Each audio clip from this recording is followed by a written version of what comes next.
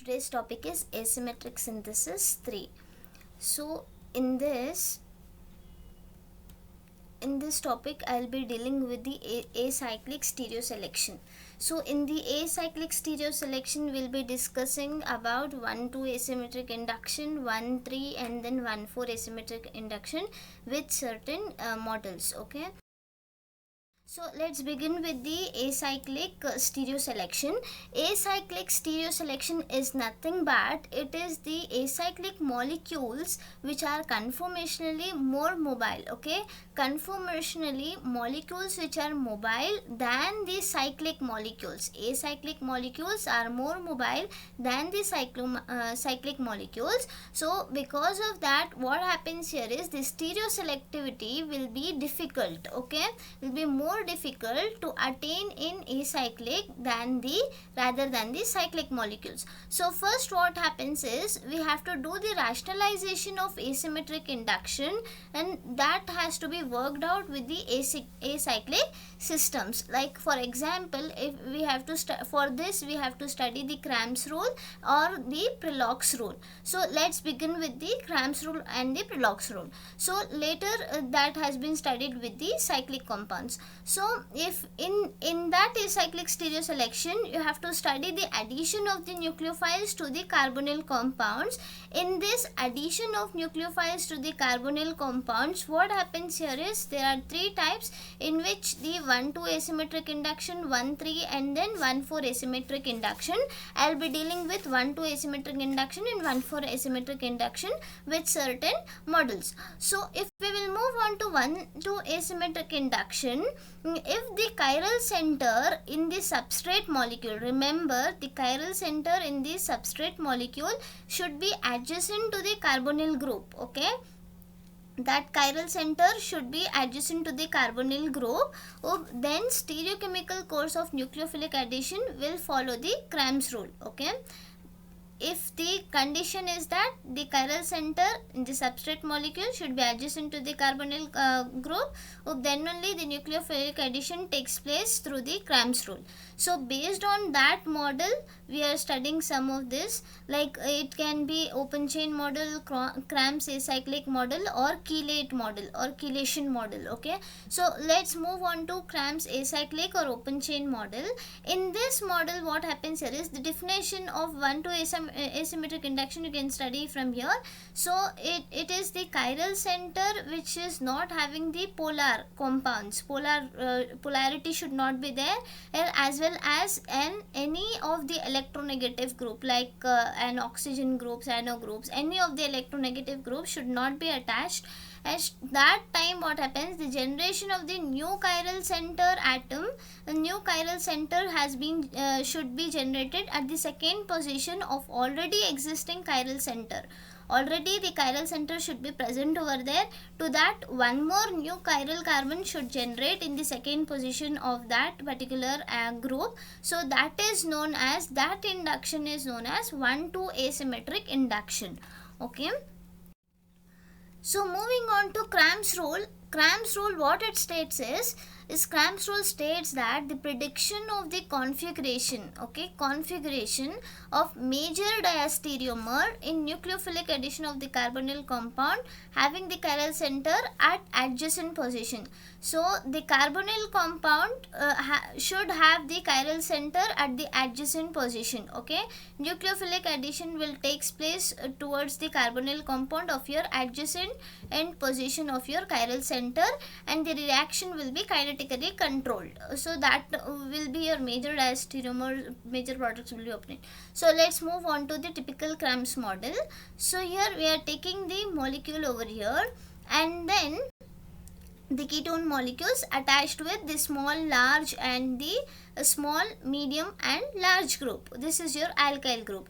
So we are taking the molecule in such a way that there should be large, small and medium size molecules attached with the one of the alkyl and the keto group, carbonyl compound. So here if we are having two paths, if we are having the path A and path B, So path A, in the presence of the alkyl and the metal complex, what happens here is, if it forms the complex between the oxygen, which is an electronegative atom, with the metal and the alkyl complex, at that time first you will get this your adduct, and then what happens, there is the within the system the reaction is taking place, intramolecular reaction.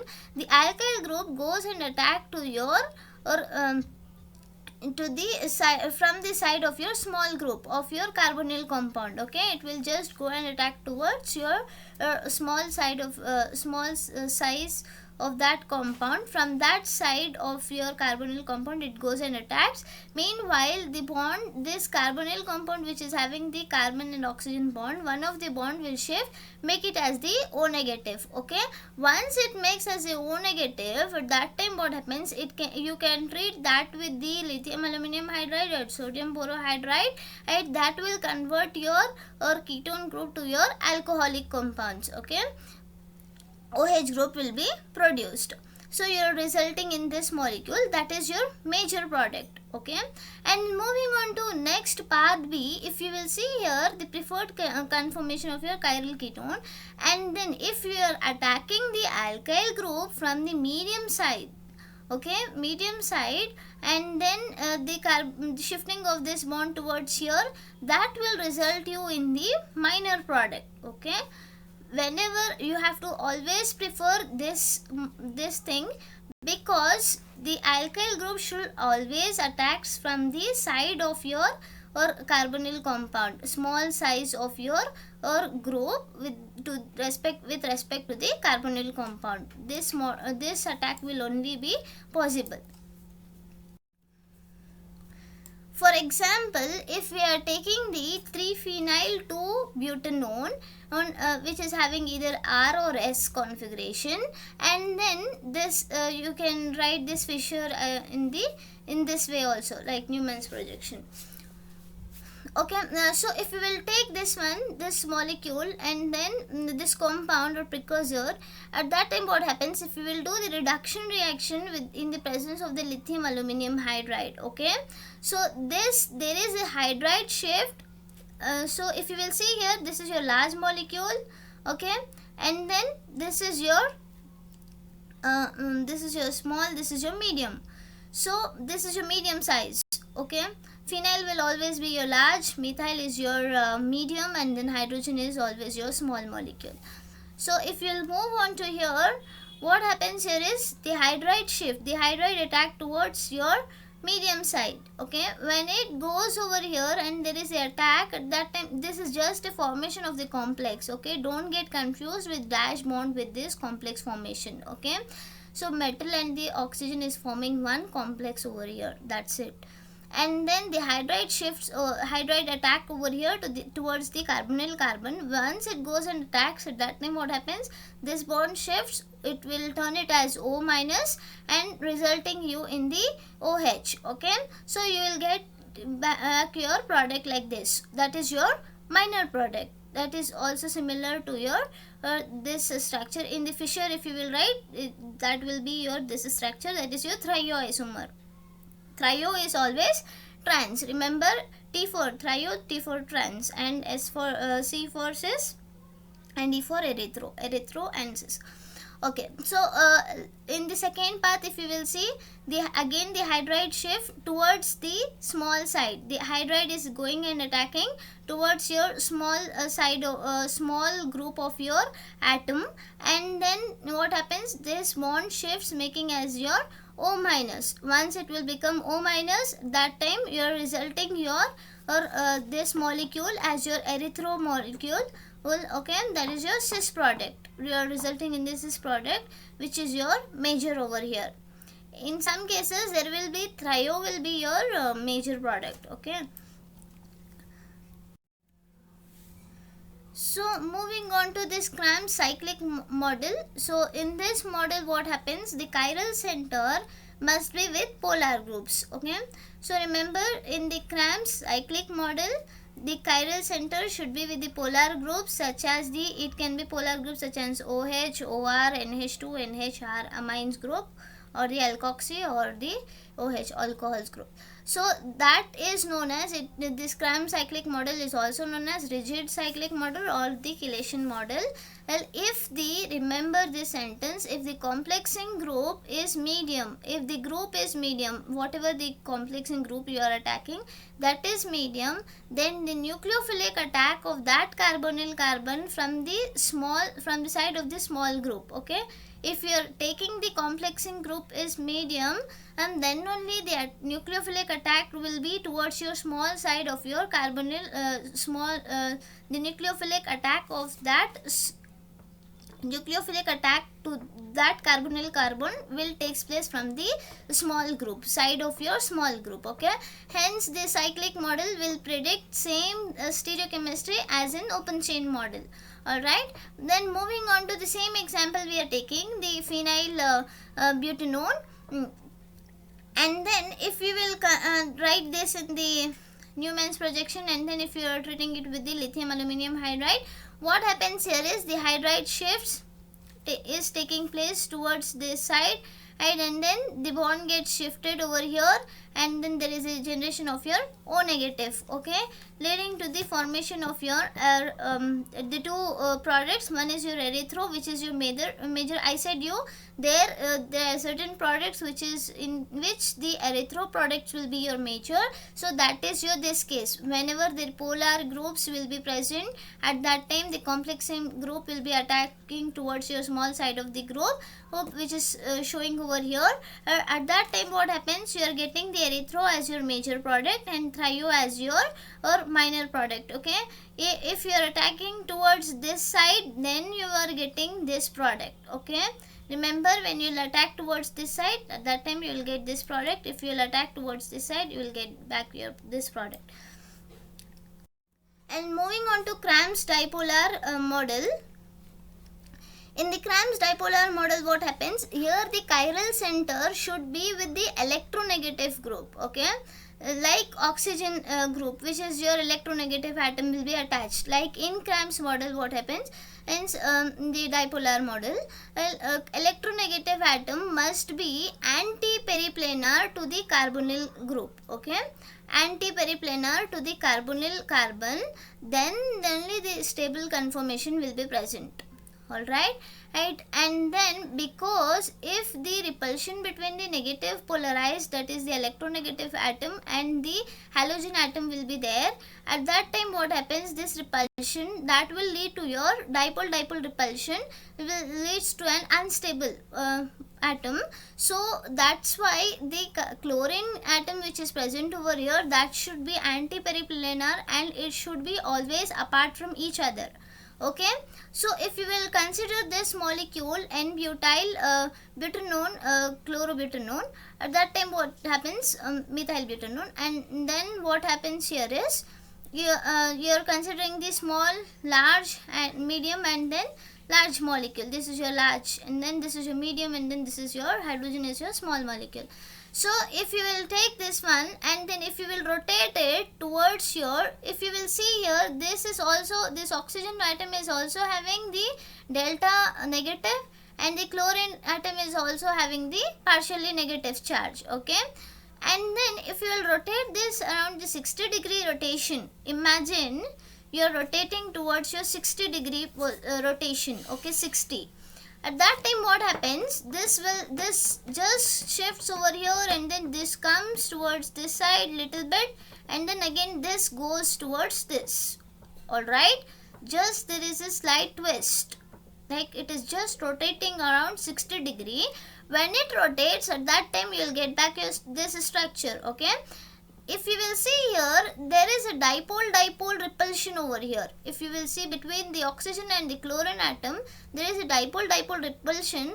Due to this repulsion, there is the instability over here, and then you have to rotate this molecule to the 180-degree. This backside, whatever is there, that you are rotating towards 180-degree. Okay, if you will rotate that into the 180-degree, then only you will get back your stable moiety, that is your anti-periplanar structure between your electronegative atom and the chlorine atom. Okay, electronegative atom is your chlorine, and then the carbonyl compound. All right. Moving on to example, if you will consider this as an example, and then if you will rotate this into 120 degrees Celsius, n-butyl chlorobutanol methyl butanol, at that time what happens? And so here first you have to rotate towards your 120 degree. Okay, after rotating towards your this backside molecule only you're rotating. Okay, once you will rotate towards your 120 degree, what happens here is you have to show the attack towards both the side, one which is favored and one is which is unfavored. Okay, so when it is attacking towards your small side of the group, okay, small size of that particular side of your carbonyl compound, when the hydride is going and attacking towards your small side of your compound onto the carbonyl compound, that time what happens? This shifts, and then you are getting the O minus as your charge, and you are resulting in your major product. Okay, and then if we will do the attack with towards this side which is unfavored, at that time you will result in your minor product which is your erythro. Okay, and then moving on to next, the asymmetric induction. I have said you before itself, asymmetric induction. Here we are taking the titanium reagent. Because of that I have to explain this. So here if you will take the carbonyl group which is present 2 bonds away from the chiral center. Okay, here if you will see the carbonyl compound which is present over here, that will be 2 bonds away from your chiral center. At that time what happens? The asymmetric induction reaction with the metal hydrides will be low, usually low. Okay, so the high stereoselectivity which is having the 79% in addition reaction of your chiral beta alkoxyaldehydes. If you are taking the beta alkoxyaldehydes and then if you are treating it with the titanium reagent, that is your methyl titanium trichloride, trichloro titanium methyl titanium trichloride, what happens here is there is generation of one chelated 6-membered molecule, that is in chair form it will generate it, and then there is the attack of your alkyl group which will be transferred from the beta phase, not from your alpha phase. Okay, that is what it is telling. And then if you will see here, if you consider this as a precursor beta alkoxyaldehydes, and then if you are treating it with the titanium reagent, what happens? First there is a generation of this 6-membered 6-centered chair model, chelated model, and then there is the attack of an alkyl molecule.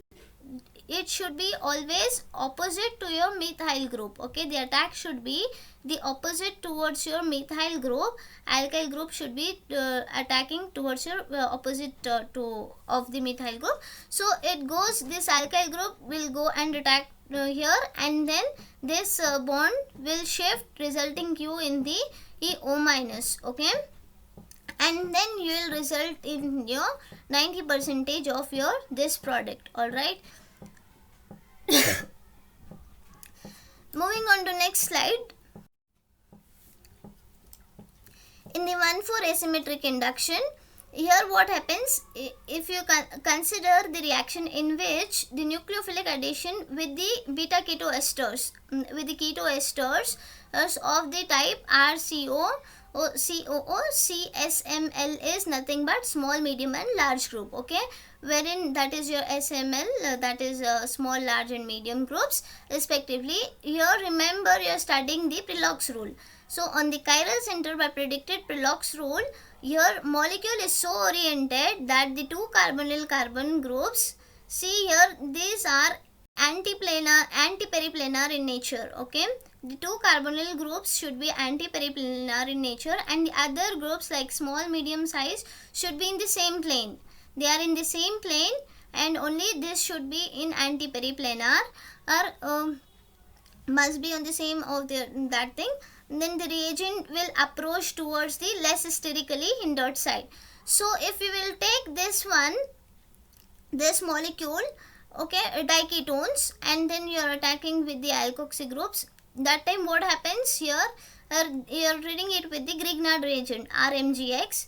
The minus charge of your alkyl group will go and attack to the carbonyl group of your less hindered side and less aesthetically hindered side.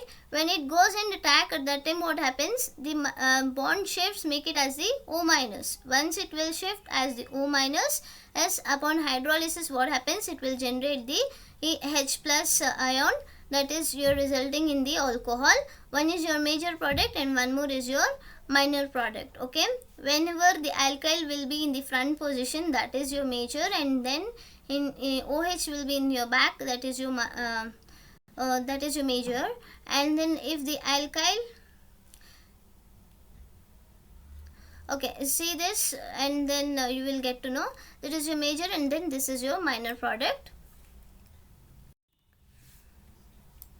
Then moving on to next reaction, that is if you are taking the alpha keto carboxylic acids and then if you are treating it with the tertiary butyl methyl cyclohexanol, at that time what happens here, again with the first you have to attack with this molecule and then you have to form one complex molecule, and after that you have to attack with the one water molecule gets cleaved out from here to form one complex molecule, adapt, and then there is the attack of your reducing agent. Once there is the attack of your hydride towards your less aesthetically hindered side, that time what happens, you will generate the O minus, resulting you in the both the products. After getting these products, one is major and then one is minor, due to hydrolysis, attack of the hydronium ion, this molecule will get reduced by the addition of your H molecule. Okay, and then you are getting back your two products, that is one is major and one is your minor.